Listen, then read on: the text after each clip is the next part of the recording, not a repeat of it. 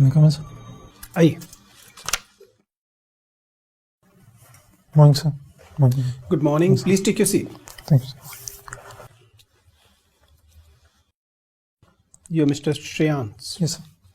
Shreyans, introduce yourself to board members. Good morning, everyone. I'm Shreyansh Kumat. I'm from Kishangarh, Rajasthan. I've completed my graduation from IIT Bombay in mechanical engineering. Thereafter, I worked with EY as a business consultant for around 2 years.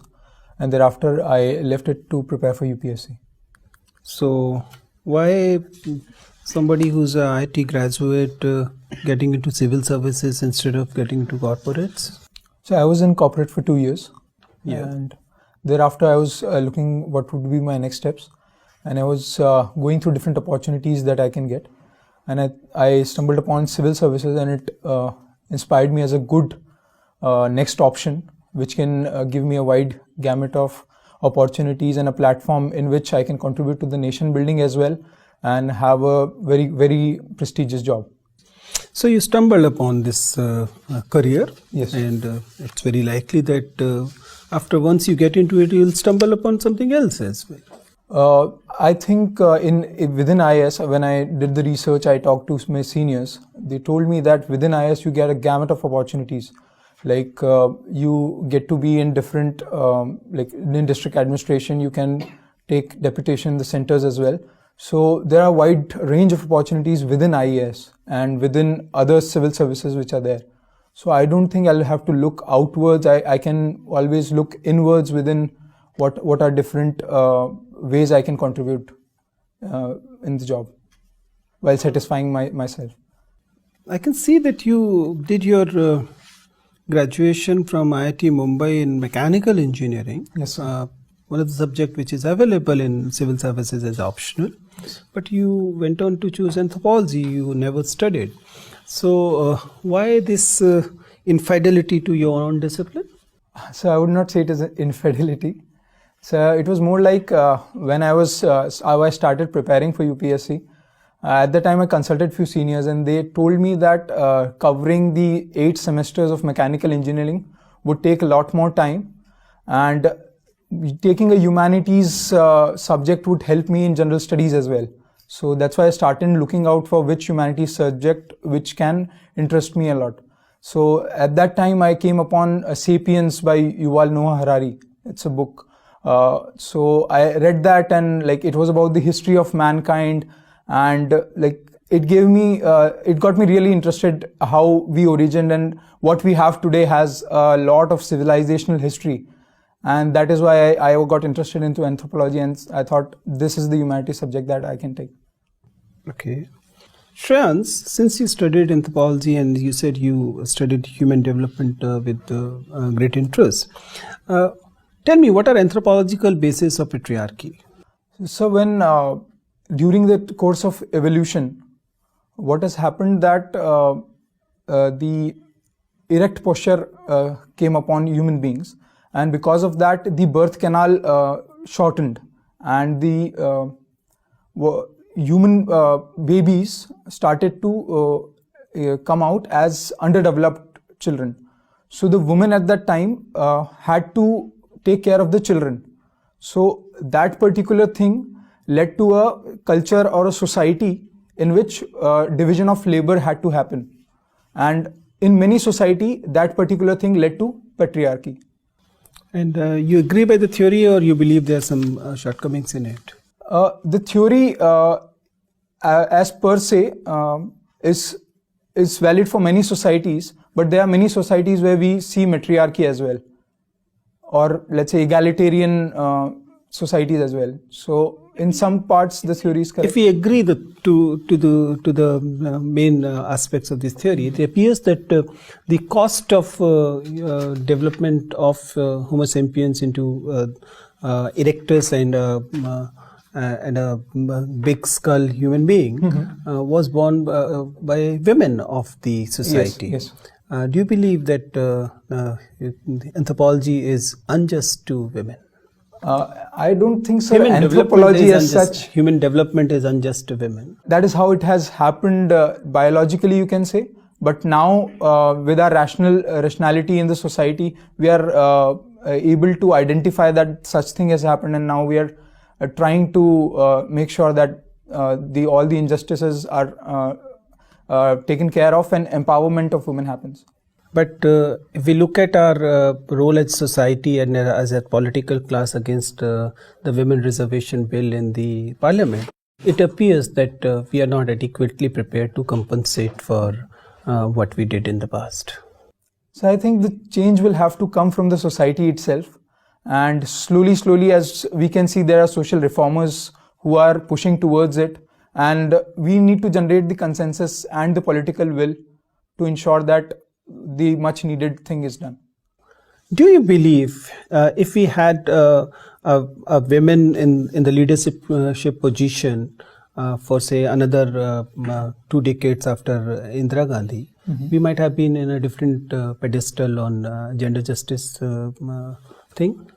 So women leader at the top would have given role models to many women, and they would have come out and made sure that they are able to get their rights.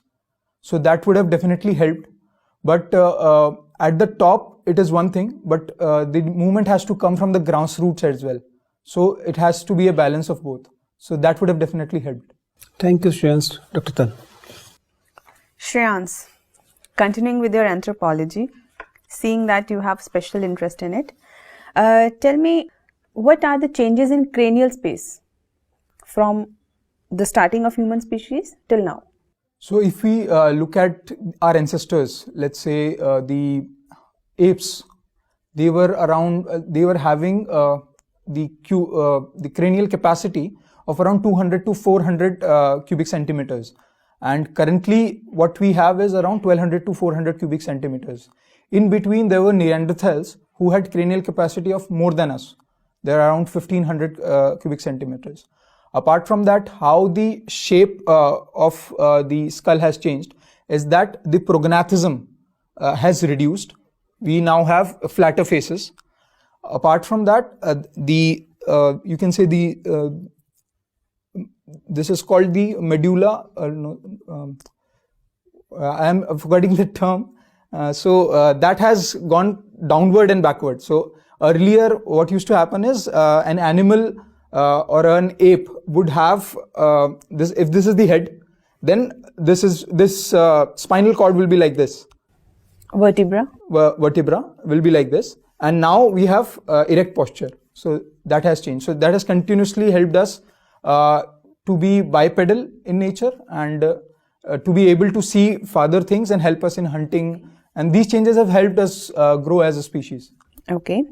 Which do you consider is the more important event of evolution? Cultural revolution, agricultural revolution, or cognitive revolution? You have read *Sapiens*. Yes, I have.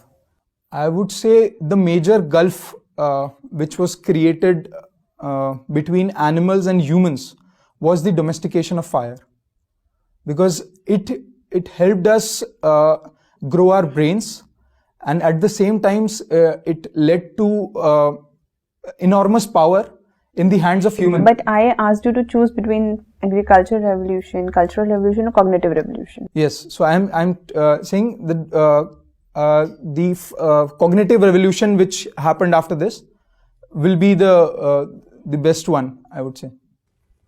Okay. You are also from Rajasthan. Yes, ma'am. I find that Rajasthan's culture is full of gender discrimination. There is feticide, there is infanticide, there was a social evil of sati. Till now there is violence against women, dowry, and lot many things. And still people say that Rajasthan has a rich culture. Convince me that Rajasthan has a rich culture. I don't feel so. Ma'am, all these things that you are saying, that women of the Rajasthan are marginalized, they have not been given equal rights in the society. I would agree with that. That has been there in the past, and slowly we are changing. We have taken many steps. You can see the child sex ratio has improved. The PCPNDT Act has been enforced with greater extent. And at the same time, I would say the culture of Rajasthan this thing has a bearing on the culture of Rajasthan. But if we look at the culture of Rajasthan independently, it is a very rich culture. If you can look at the example of conservation of forest from the Bishnoi community, it was Amrita Devi Bishnoi ji who led the conservation of the khejri trees at that time. Apart from that, there have been many poets like Mirabai from Rajasthan who opposed Sati Pratha and continued to be a cultural heritage for us. Good. Now let's take a situation. You are getting married, and now that you are a big officer, so your father-in-law decides to give you big gifts. He wants to gift you one bungalow, one car, and a lot many things. And he insists that this is not some kind of a dowry, but rather a gift to his daughter or his son-in-law. So, what would be your stand? Ma'am, I would first try to understand what is the reason why he is giving me so many gifts. I will talk to my parents as well and talk to my wife, so to get to understand what is the motivation or intention behind those gifts. If it has anything which can hamper my professional work, then I would refuse that particular. You are a Jain. Yes, ma'am. So there is I have seen that many Jain sadhus who are very young, Bal sadhus, there is a practice of Bal sadhu. What do you think of that practice? Ma'am, if a person attains vairagya, detachment from the world, it can be at any age. So if it is done by the person himself with his voluntariness, then there is no issue with it. But if it forced upon him. So do you think that a child so young, 5 years, 6 years, 9 years, is capable enough to understand whether he or she has vairagya or not? Ma'am, the development of mind takes place at an early stage. So it is different for everyone, I would say. Okay. So in order to categorize that an 8-year-old child. Tell me names of 3 Tirthankaras.